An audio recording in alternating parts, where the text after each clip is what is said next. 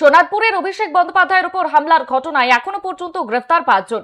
অভিষেক বন্দ্যোপাধ্যায়ের তরফ থেকে কোনো লিখিত অভিযোগ এখনো না করা হলেও সেই কেসেই পুলিশের তরফে স্বতঃপ্রণোদিত মামলা করা হয়েছে বলেই খবর। আর শুরু হয়েছে ধরপাকড়। প্রত্যেকেই প্রাক্তন তৃণমূল বিধায়ক এবং বর্তমান তৃণমূল কাউন্সিলর ঘনিষ্ঠ বলে সূত্রের খবর। তবে সোনারপুরে অভিষেক বন্দ্যোপাধ্যায়ের উপর জনরোষ হেনস্থার ঘটনায় গ্রেফতার করা হয়েছে বেশ কয়েকজনকে।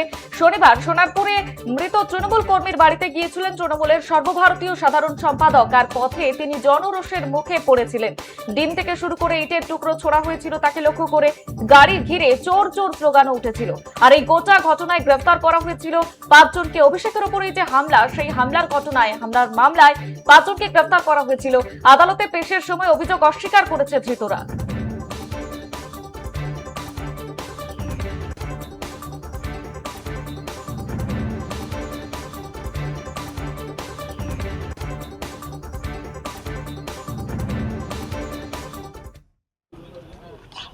আপনি কোন দল করতেন? কোন দল করেন আপনি? কোন দল করেন?